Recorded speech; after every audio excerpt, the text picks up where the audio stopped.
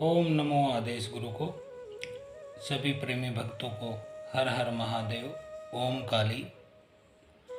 आदेश गुरु गोरखनाथ। जय माता मेलड़ी। तो मित्रों, आज के वीडियो में हम आपको बताने वाले हैं कि क्या है माता मेलड़ी, क्या है उनकी शक्ति, क्या है उनका महत्व और क्या है उनका इतिहास। यदि मेलड़ी प्रसन्न हो जाए तो आप क्या प्राप्त कर सकते हैं, और यदि मेलड़ी रुष्ट हो जाए तो आपको क्या दंड मिल सकता है, उसे किस रूप में चलाया जा सकता है, तंत्र में मेलड़ी का क्या स्थान है, और माता मेलड़ी की कृपा से आपको जीवन में क्या क्या प्राप्त हो सकता है। और उनकी वैसी ही कुदृष्टि यदि आप पर पड़ जाती है, भले ही वह आपकी गलती की वजह से हो, भले ही वह किसी द्वारा भेजी गई शक्ति के द्वारा हो, तो आपके जीवन में क्या क्या परिवर्तन आते हैं, क्या क्या बदलाव आते हैं। तो दोस्तों, जैसे कि इनका नाम है मेलड़ी। मेल मैल का मतलब होता है, जैसे मैल उतरता है आपके पसीने का, देखते हैं वह मैल होता है। उसी मैल से माता पार्वती ने गणेश जी की रचना की थी, और उसी तरह के मैल से माता उमा यानी कि पार्वती माँ जगदम्बा ने उसी मैल के द्वारा माता मेलड़ी को मूर्ति के रूप में बनाया था और उनकी प्राण प्रतिष्ठा की थी, जिसके बाद वह बेहद उग्र शक्ति के रूप में इस पृथ्वी पर आई और उन्होंने अनेक लोगों का संहार कर दिया और आज तक कर ही रही है। माता शीतला के बाद यदि तंत्र के माध्यम से मृत्युओं की संख्या गिनी जाए तो इसका रिकॉर्ड माता मेलड़ी के नाम पर ही छूटेगा। सबसे अधिक मृत्यु की जिम्मेदार माता मेलड़ी। वह महाक्रूर शक्ति है, महादेवी है, महाक्रूर है। वो प्रचंड उनका वेग है। वो देखती नहीं है, वो गर्भ में बच्चा होता है उसको भी मार देती है, पशुओं में गाय को भी मार देती है। उन्हें न शुद्धि का मतलब है न अशुद्धि का मतलब है। वह ऐसी ऊर्जा है, ऐसी शक्ति है जो कि बहुत ही प्रचंड है।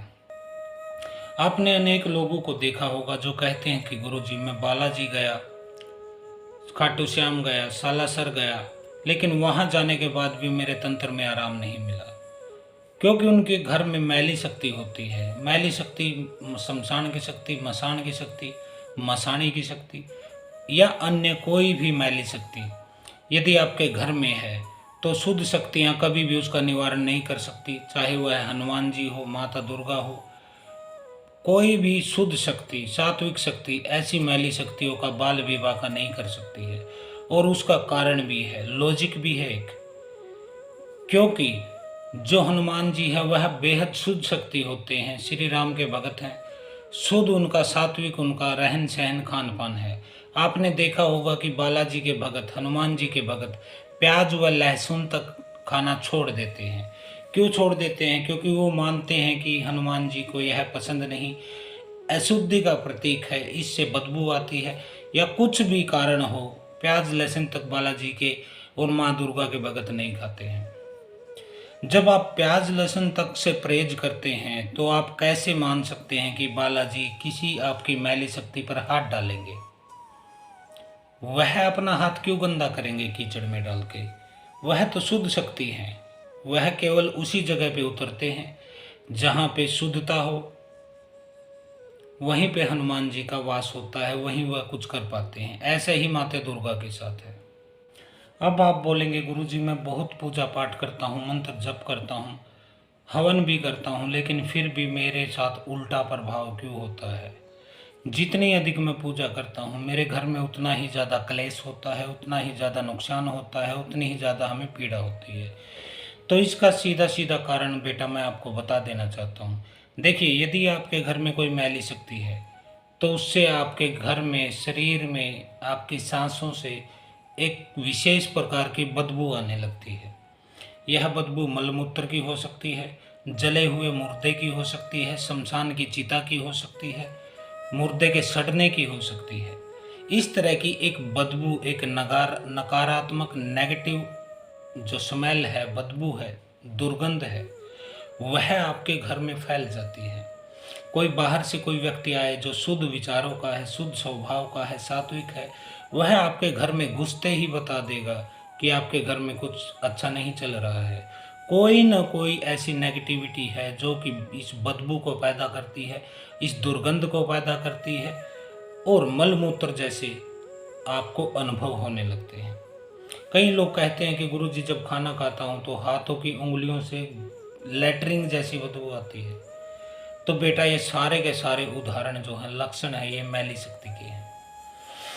और जब मैली शक्ति आपके घर में घुस जाती है तो आप पूजा पाठ करते हैं। मान लीजिए आप भोग देते हैं अपने देवता को, कुल देवता को, पितृ देवता को, कुल देवी को, पितरों को, किसी को भी आप भोग देते हैं, तो यह मैली शक्ति तुरंत वहाँ पर मलिनता फैला देती है, वहाँ पर मल मूत्र आदि के छींटे मार देती है। कई लोगों को तो ऐसे अनुभव होते हैं कि जैसे उनके दीपक पे या मूर्तियों पे पेशाब कर दिया गया हो। ऐसा अनेक लोग मुझे बताते हैं, जो बिल्कुल रियलिटी है।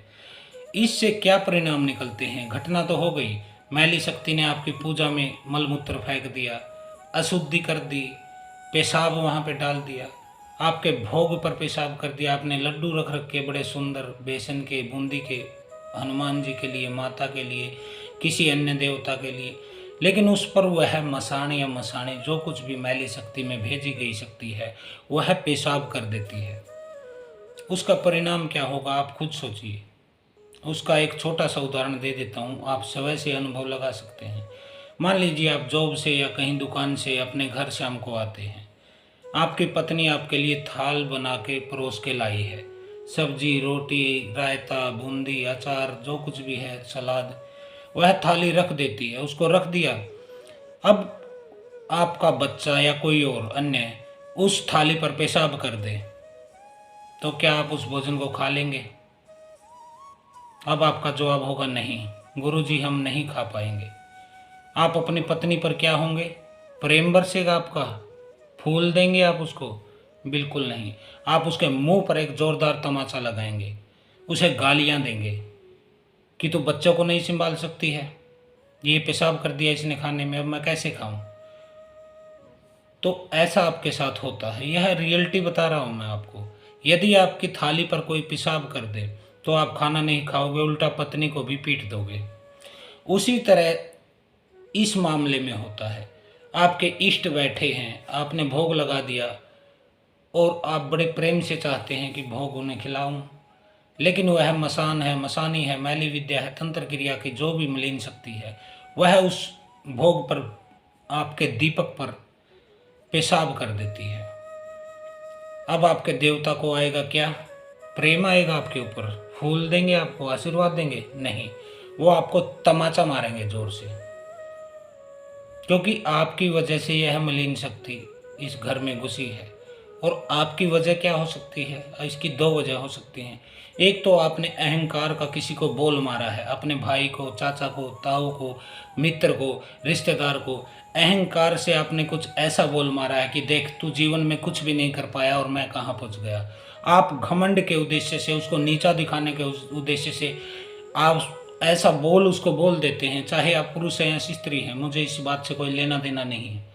आप एक अहम का बोल उसको मार देते हैं, जिससे उसके मन में पीड़ा होती है, एक बदला लेने की भावना आपके प्रति जागृत होती है और वह कहीं जाता है तांत्रिक ओझा, गुनिया, सोखा, बाकी भगत के पास।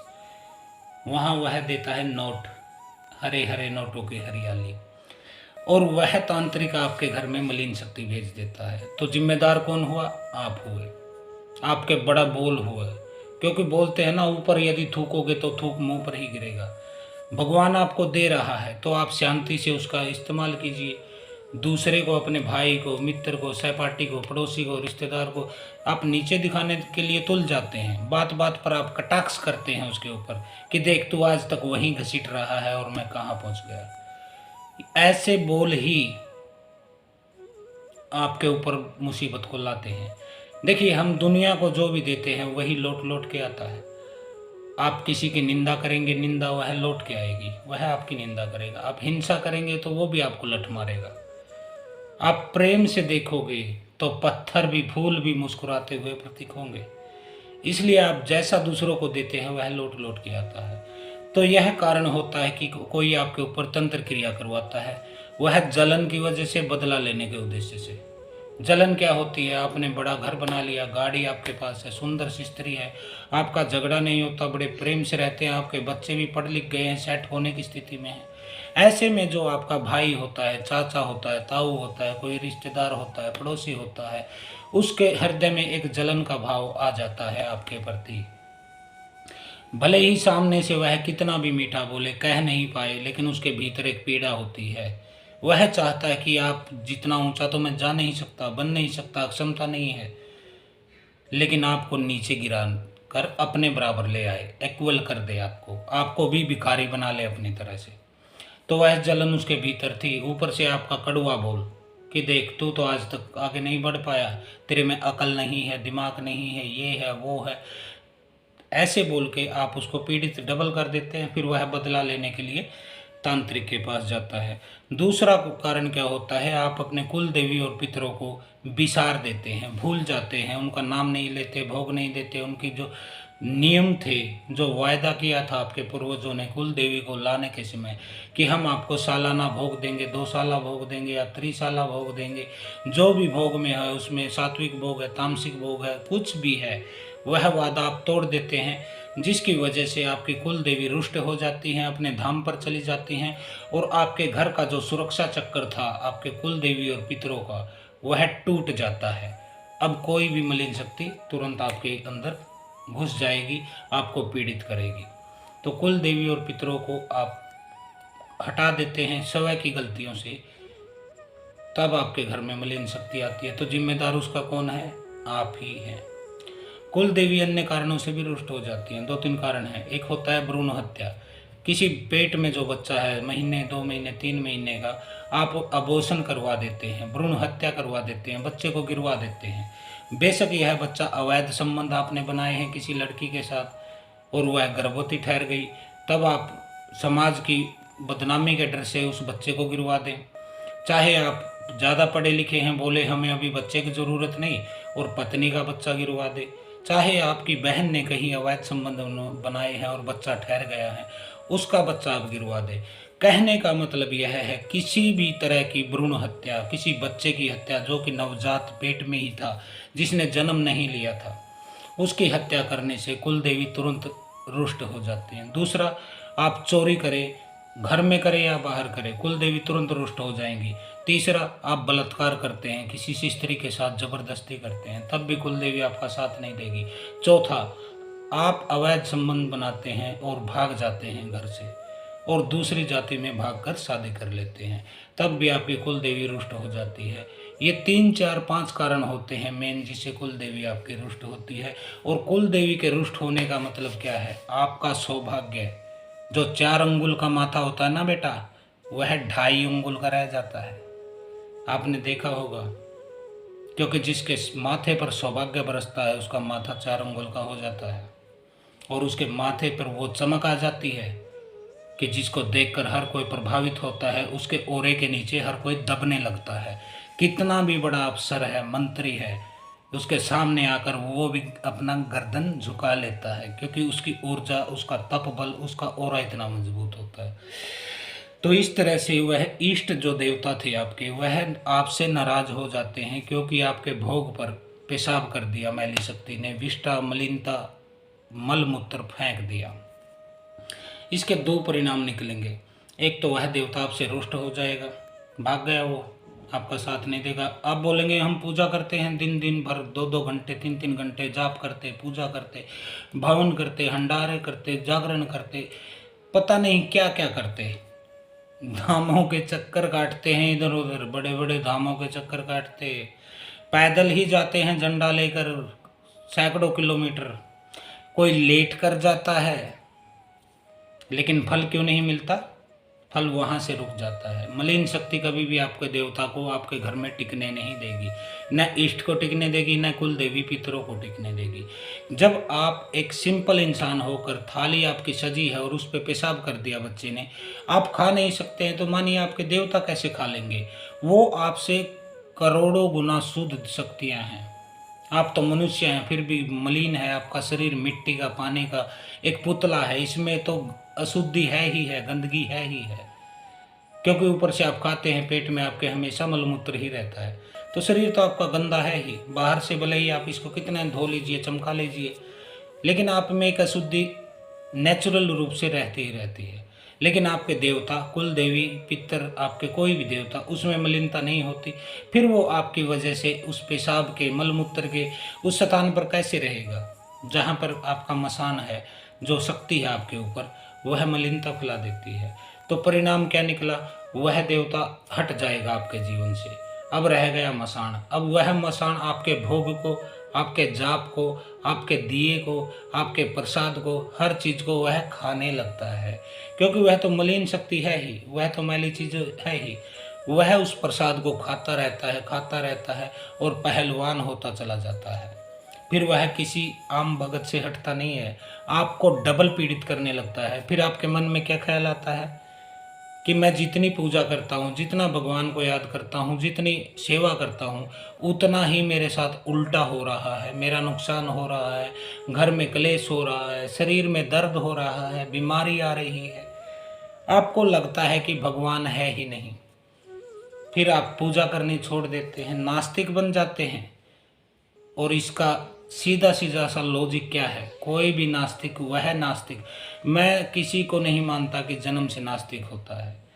नास्तिक आदमी कब होता है? जब उसकी आस्था हार जाती है। एक हारा हुआ आस्थावान ही एक सच्चा नास्तिक हो सकता है। और आस्था कैसे हारती है? मान लीजिए आपके ऊपर मैली शक्ति है, आप बहुत पीड़ित है, आप भगवान की पूजा करते, आराधना करते, बार बार प्रार्थना करते, हे भगवान मुझे इस चीज़ से मुक्त कीजिए, छुटकारा दिलाइए, ये दिलाइए, वो दिलाइए। जितनी पूजा करते हैं उल्टा असर होने लगता है, बीमारी बढ़ती है, क्लेश बढ़ता है, आपका नुकसान होता है, चीज़ें खराब होती हैं। फिर आपकी आस्था हार जाती है, और आस्था हारते ही आप क्या बन जाते हो? नास्तिक। एक हारा हुआ आस्तिक ही नास्तिक हो पाता है, और एक नास्तिक ही सच्चा आस्तिक बन पाता है। यह बात उल्टी लगेगी आपको, लेकिन ये सत्य है। आपको कोई नहीं बता सकता है ये बातें। जिसकी आस्था हार गई है वह नास्तिक बन जाता है। फिर आप पूजा पाठ करना छोड़ देते हो, दीपक जलाना छोड़ लेते हो, जिससे आपको थोड़ी सी राहत मिलने लगती है, क्योंकि मैली शक्ति को अब खाने को कुछ नहीं मिल रहा था। देवता तो वहाँ पहले भी कुछ नहीं बैठा था। फिर आपके साथ क्या होता है? अब वह मैली शक्ति खाने के लिए लालायित हो जाती है। फिर वो आपको दिखाने लगती है चीज़ें। कभी आपको भगवान शिव दिखाई देते हैं, कभी माता दिखाई देने लगती है, कभी देवता दिखाई देने लगते हैं। आपको भ्रम की स्थिति में डाल देता है, क्योंकि वह स्वयं रूप बना बना कर आपको भ्रमित करता है। अब आपको माता दिख गई, हनुमान जी दिख गए, शिव दिख गए, कोई अन्य लोक देवता दिख गए। आपको लगता है कि ये देवता मेरे जीवन में आ गए हैं, मुझे इनकी पूजा करनी चाहिए। कभी कभी आपको मंत्र एक आ जाता है सौपन में, आप बोलते हैं कि यह मंत्र सौपन से मिला है।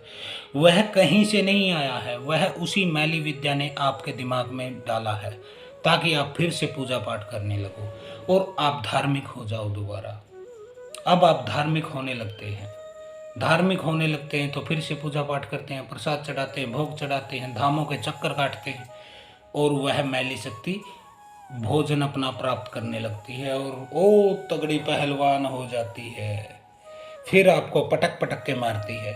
अब भाजते हैं आप किसके पास? तांत्रिक, ओझा, गुनिया, सोखा, बांकी, भगत, वहाँ चक्कर काटते हैं।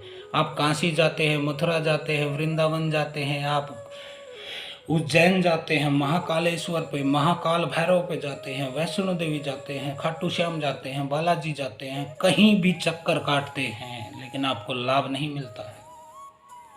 बड़े से बड़े भगत आपको इस बीमारी से छुटकारा नहीं दिला पाते हैं। छुटकारा दिलाना तो छोड़िए, आपको पूर्ण रूप से यह भी नहीं बता पाते हैं कि यह शक्ति है क्या और उसके लक्षण क्या है।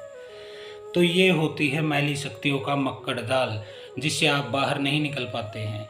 अब इन मैली शक्तियों के बारे में हम जान लेते हैं, जो हमारे वीडियो का मुख्य टॉपिक है, माता मेलडी मसाणी। माता मेलडी मसाणी गुजरात में, गुजराती में प्रसिद्ध हैं, लेकिन कार्य उनका पूरे भारत में है। उत्तर भारत में माता मदानन बोला जाता है, गुजरात में माता मेलडी बोला जाता है। ये समकोटि की शक्तियाँ हैं, बराबर शक्तियाँ हैं, ये शुद्ध शक्तियाँ भी हैं, अशुद्ध शक्तियाँ भी हैं। ये मैली शक्तियाँ को काट देती हैं। जिन शक्तियों को कोई हाथ नहीं लगा पाता है, जहाँ तक जा नहीं पाता है, पहुँच नहीं होती है, वहाँ पर माता मेलड़ी मसाणी उस शक्ति को काट देती है कैंची लेके। अगर आपके भगत के पास उनकी कोई सिद्धि है, उनका कोई प्रसाद है, उनका कोई ज्ञान है, उनकी कोई पवित्रता उसके अंदर भरी हुई है, तो मेलड़ी आपकी इस बीमारी को काट देती हैं। उसी तरह माता मदानन भी फिनिश कर देती हैं आपके घर से मैली शक्तियों को। इसके विषय में कथा मैं बता दूं।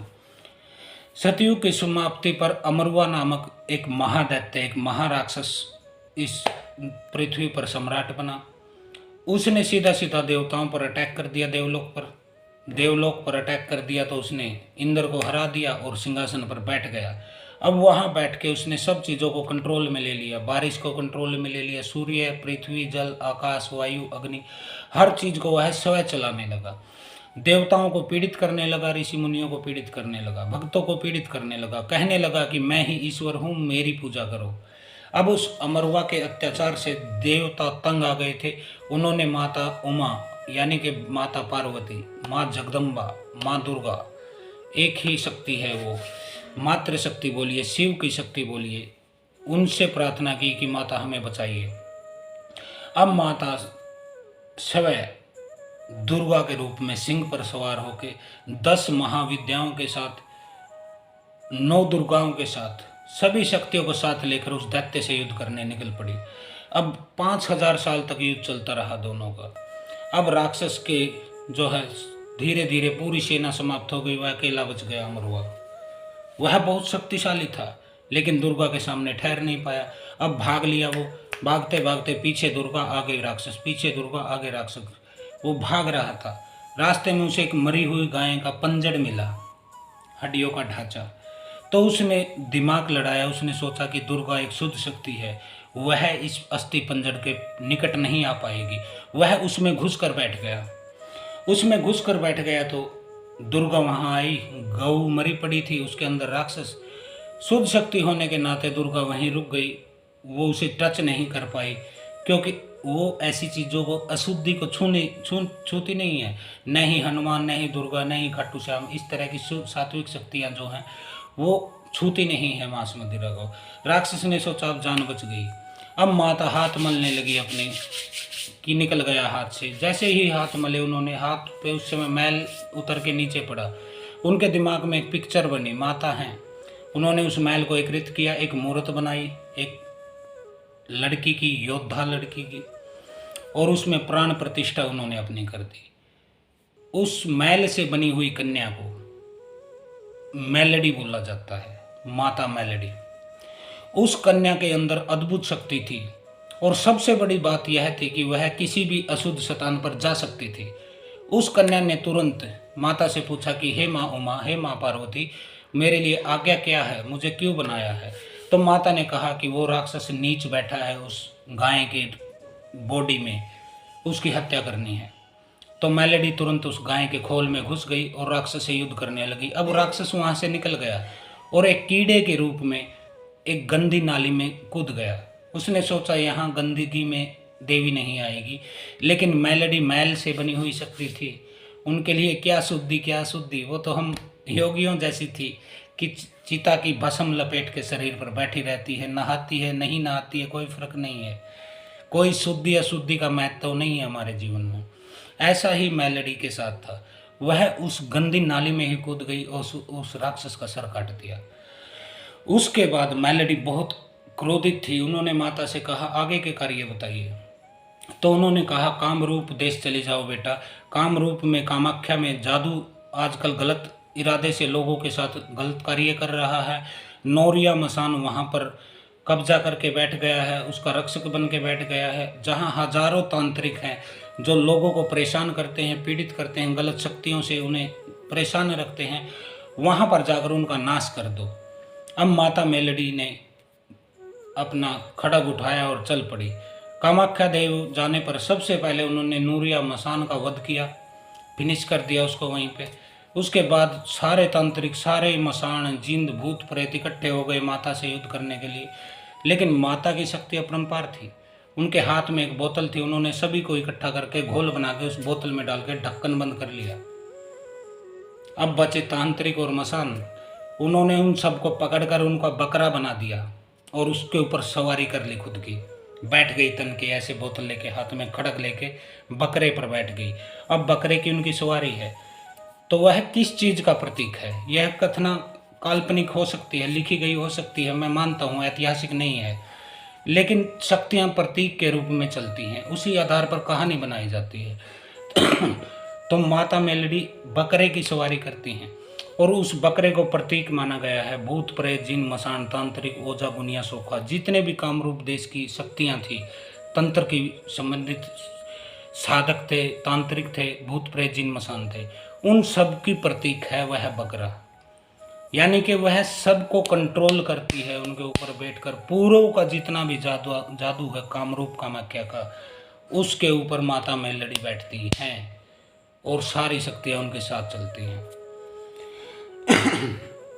ये तो हो गई माता मेलडी की जो है कथा। अब मैं बता देता हूँ लक्षण। यह अच्छे और बुरे दोनों में चल जाती है। जैसे यह शुद्ध या शुद्धि नहीं देखती, मल मूत्र नहीं देखती, खून नहीं देखती, शुद्ध अशुद्ध देखती ही नहीं है, उसी तरह यह अच्छे बुरे में भी चल जाती हैं। यदि कोई साधक, कोई तांत्रिक, कोई भगत इनको अपने मंत्रों के जरिए, मंत्र शक्ति के जरिए मजबूर कर दे तो यह बुरा करने से भी हिचकती नहीं है। ऐसे अनेक लोग मेरे पास आते हैं जो माता मेलडी की विद्या से परेशान हैं, क्योंकि इनके साथ अनेक प्रकार के भूत प्रेत जिन मसान मसाने सभी गंदी शक्तियाँ चलती हैं। तो उनमें से तांत्रिक किसी को भेज कर आपको पीड़ित करा देता है। लक्षण क्या होते हैं? लक्षण पुरुषों में इसके होते हैं, उनको सौपन दोष होता है, रात को स्त्री दिखाई देती है, और जहाँ अधिक प्रभाव होता है वहाँ स्त्री सिर्फ दिखाई नहीं देती है, आपके साथ संभोग करके चली जाती है। आपके जो अंडकोश हैं, लिंग का भाग नीचे का, उसको पकड़ लेती हैं, जकड़ लेती हैं। आपको महसूस होता है कि किसी ने पकड़ लिया है मेरे अंडकोशों को, ऐसे भींच देती हैं। ये माता मेलडी के संकेत हैं। आप कहीं भगत के पास जाते हैं, मूर्ति के पास जाते हैं, आपकी आंखों से आंसू आने लगते हैं, यह माता मेलडी के प्रकोप की है। उस व्यक्ति की जीवन ऊर्जा को मसानी चाटने लगती है, उसको बार बार संभोग की फीलिंग होती है और वीर्यपात होता चला जाता है, सूखने लगता है वह आदमी, बुद्धि उसका काम नहीं करती है, बिल्कुल पिचकने लगता है उसका शरीर। यह माता मेलडी मसानी की शक्ति है। आप जाते हैं भगत तांत्रिक ओझा के पास, गारंटी देता हूँ वह ऐसे हाथ उठा लेगा कि मेरे बस का नहीं है ये रोग, आप कहीं और दिखाइए। ये होती है माता मेलडी मसानी की शक्ति। इसका इलाज कोई कर नहीं सकता है। कोई कहे कि मैं निकाल दूंगा, मैं लिख के दे देता हूँ कोरे कागज पे, कोई निकाल नहीं सकता है माता मेलडी को।